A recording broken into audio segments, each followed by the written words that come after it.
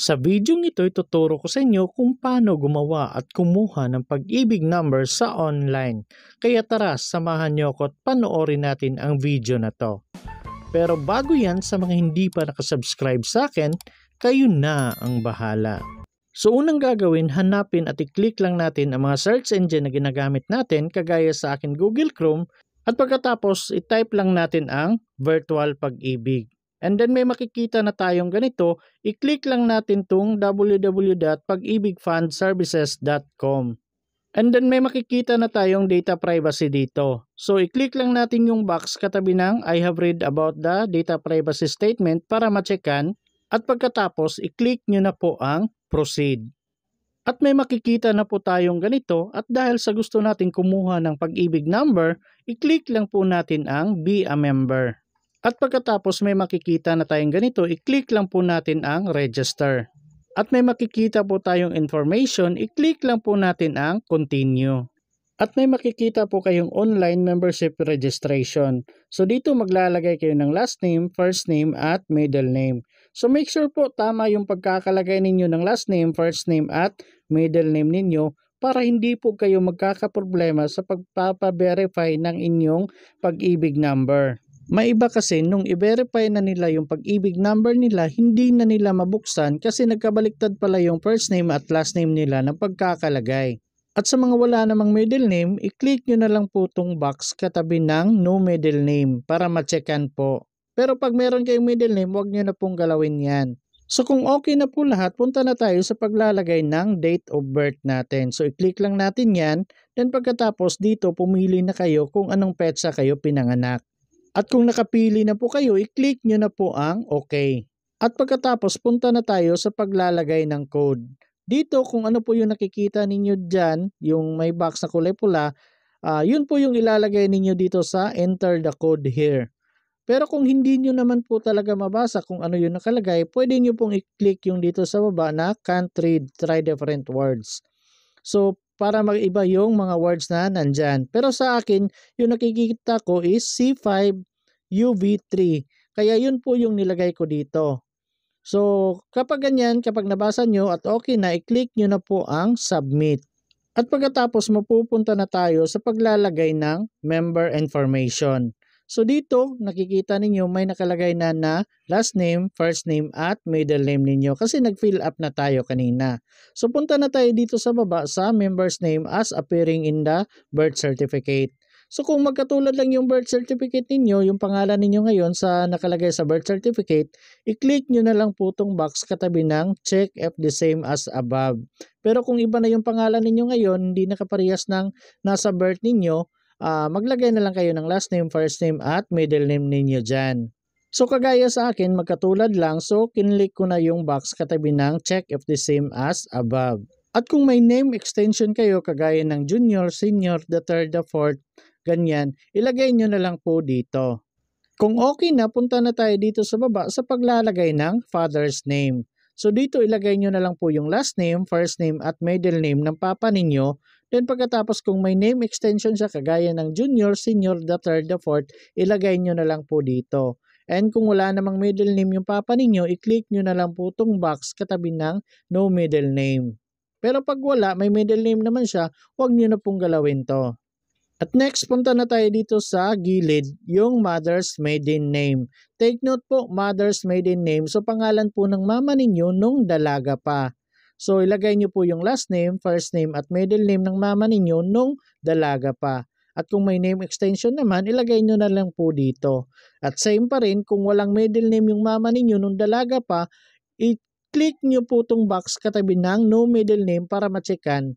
Pero pag may middle name naman yung mama ninyo nung dalaga pa, wag nyo na pong galawin yan. So, i-double check nyo na po lahat. Dapat hindi po nagkakabaliktad lahat ng mga first name, middle name at last name na pagkakalagay ninyo. So, make sure tama po lahat. So, kung okay na, i-click nyo na po tong next. So, dito makikita nyo po yung other information. So, kung nakikita ninyo, may nakalagay na date of birth dyan. Kasi nag-fill up na tayo kanina. So, ngayon, ang kailangan natin gawin is yung place of birth. So, para malagyan natin ng place of birth, so i-click lang natin tong click to get the place of birth.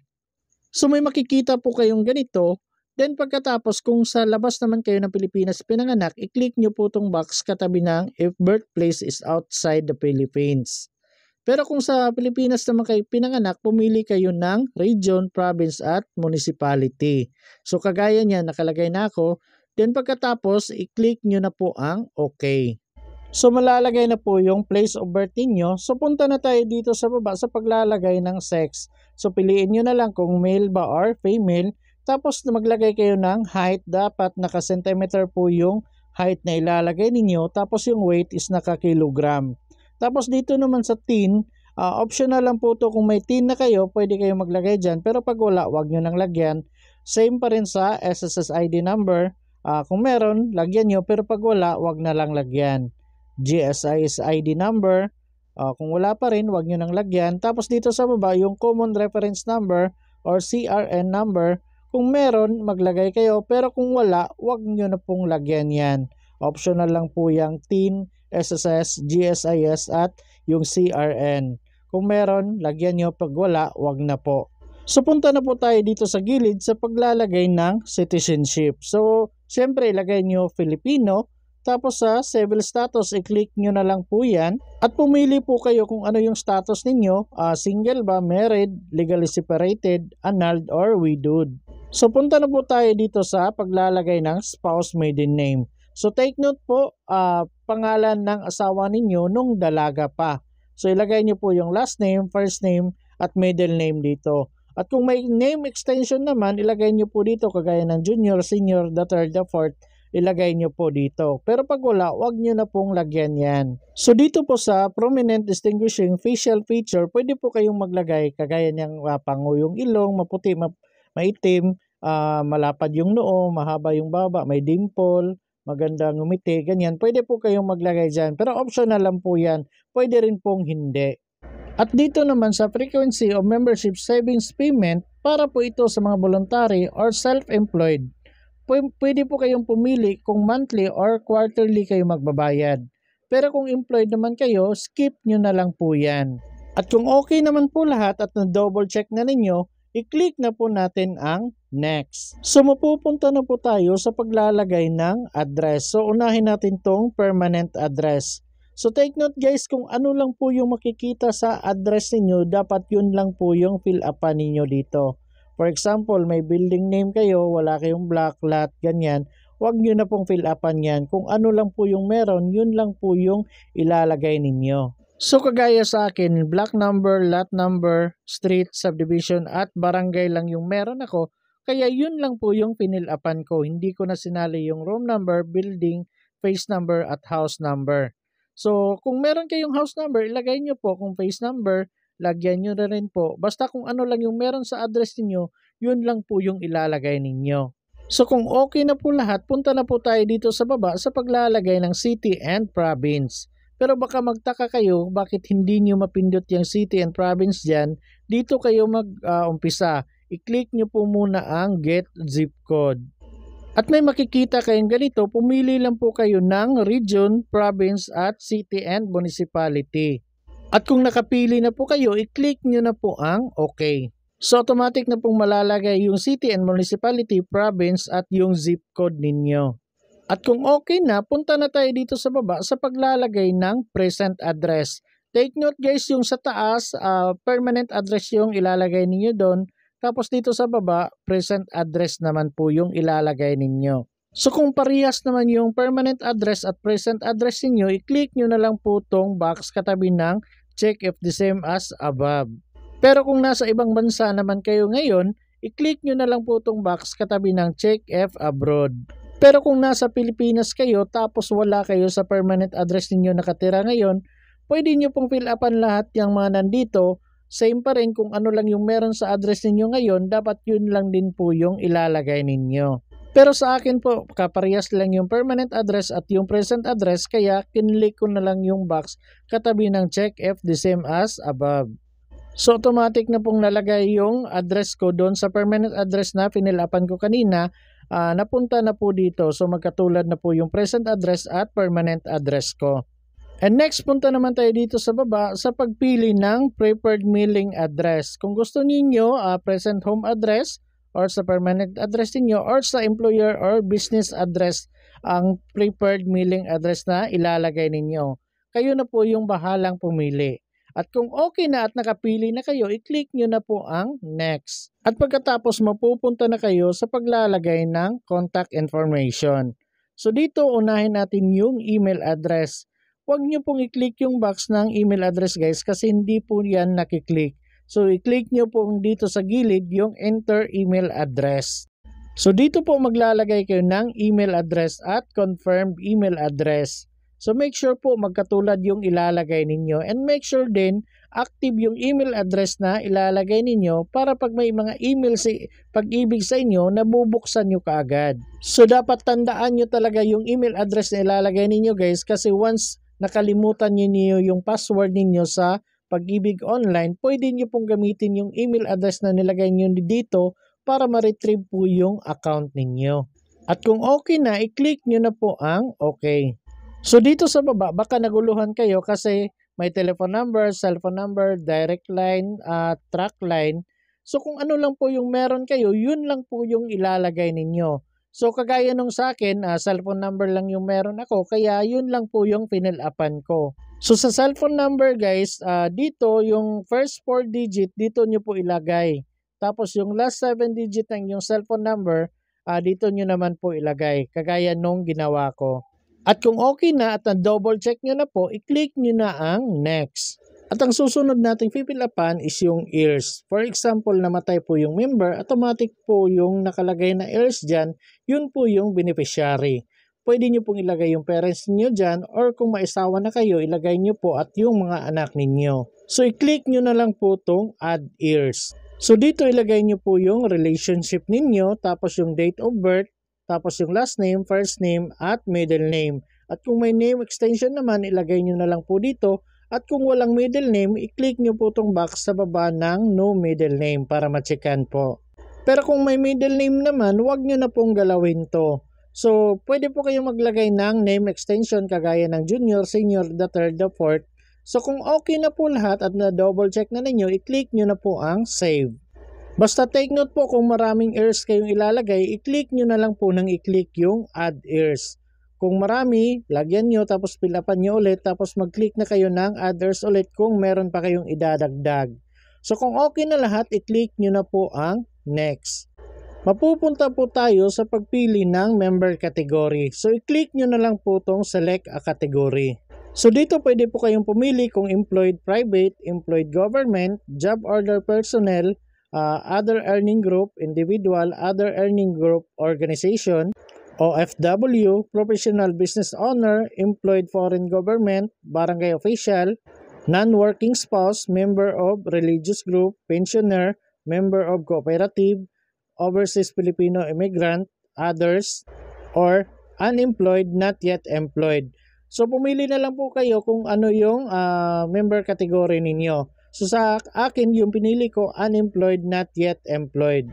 At kung nakapili na po kayo, i-click nyo na po ang next. At pagkatapos, mapupunta na tayo sa paglalagay ng employment history. So, dito kung may employment history na kayo, i-click nyo na lang po itong add employment details. So dito ilagay nyo na lang po yung company name, office assignment, branch, employed from, employed to, or kung up to present, i-click nyo po itong box katabi ng present, tapos yung address, ilagay nyo po dito. So kung okay na, i-click nyo na po ang save. So kung marami po kayong employment history, i-click nyo na lang po ito nang i-click ang add employment details, fill upan nyo, tapos i-click nyo, tapos fill upan nyo ulit, tapos i-click nyo, kung marami po. Pero pag wala kayong employment history, huwag nyo na pong lagyan yan. At kung okay na, i-click na natin ang next. At pagkatapos mapupunta na tayo dito sa summary. So i-double check nyo na lang po itong lahat ng pinil-upan ninyo, kagaya ng member information, other information, address, contacts, years, member category, employment history. So i-double check nyo po, pwede nyo pong balikan lahat yung pinil-upan ninyo. So kung okay na at na-verify nyo lahat at okay naman yung mga nilagay ninyo, i-click nyo na po ang submit registration. So kapag ganito po yung lumabas, maintenance advisory, ulitin nyo na lang po pag okay na yung system nila. Ulitin nyo po lahat yung ginawa ninyo. Pero kung successful naman yung pag-register ninyo, may makikita po kayong ganito, successful registration page. So dapat screenshot nyo po to. Take note guys, screenshot nyo to kasi napaka-importante ng registration tracking number na nandito. Kasi ito yung kailangan ninyo para ma-verify yung pag-ibig number ninyo after 2 working days. Take note po, after 2 working days. For example, Saturday kayo nag-apply, hindi pa po yan sa Monday. Baka sa Tuesday or sa Wednesday pa po yan mabe-verify yung pag-ibig number ninyo. Basta take note po, i-screenshot nyo to kasi para makuha ninyo yung registration tracking number at ma-verify yung pag-ibig number ninyo after 2 working days.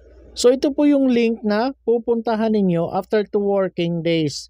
So pwede nyo pong i-copy ang link na to. Pero huwag kayong mag-alala, ilalagay ko naman sa description box yung link na to para diretso na kayo after 2 working days. So hanapin nyo na lang po sa description box ang link na to para makapasok kayo at ma-verify ninyo ang pag-ibig number ninyo after 2 working days. Baka po isipin ninyo yung registration tracking number, yun na po yung pag-ibig number ninyo. Hindi pa po. After 2 working days, makukuha nyo po yung tracking number at dito na link kayo papasok para ma-verify yung pag-ibig number ninyo. So after 2 working days, pagka-click ninyo ng link, mapupunta na kayo dito para ma-verify yung pag-ibig number ninyo. So kailangan yung ilagay yung registration tracking number. So kagaya ng sabi ko kanina, dapat na screenshot nyo at natatandaan niyo yung registration tracking number ninyo. So ulitin ko po, ito po yung registration tracking number ninyo, yung sinabi ko kanina na dapat na screenshot ninyo. So yan po yung ilalagay ninyo dito, and kagaya ng sabi ko kanina, dapat hindi nagkakabaliktad yung first name, last name at middle name ninyo kasi kailangan ninyo maglagay ng last name dito. Take note po, last name yung ilalagay ninyo, hindi po first name at middle name. Last name po para ma-verify yung pag-ibig number ninyo. At dito naman sa baba, ilagay nyo po yung date of birth ninyo. Take note po, date of birth yung ilalagay ninyo at hindi po dapat nagkabaliktad yung pagkakalagay. At kung okay na lahat at na-double check nyo na at maayos naman yung pagkakalagay lahat, hindi naman nagkabaliktad, i-click nyo na po ang submit. At pagkatapos makikita nyo na po yung pag-ibig number ninyo. So ito na po yung pag-ibig number ninyo. So pwede nyo na pong hulugan yan or hulugan ng company ninyo. At marami ding nagtatanong bakit wala daw pag-ibig number na lumabas sa kanila. Ang sagot dyan, may iba hindi pa umabot ng 2 working days kaya palampasin nyo po muna. At yung iba naman, baliktad yung details na nilagay nila nung nag-fill up sila. Kaya dapat tama lahat yung nilagay ninyo para hindi kayo magkakaproblema. So ito na po yung pag-ibig number ninyo. Pwede nyo pong screenshot yan, pwede nyo ibigay sa employer ninyo or pahulugan sa kanila or hulugan nyo po. Pwede na po yan. So yun lang guys, sana may natutunan kayo sa video na to and sana magamit nyo rin to. And please don't forget to like, share, and subscribe to my YouTube channel. And please don't forget to hit the notification bell para updated kayo sa lahat ng mga videos ko. So yun lang guys, thank you and God bless everyone!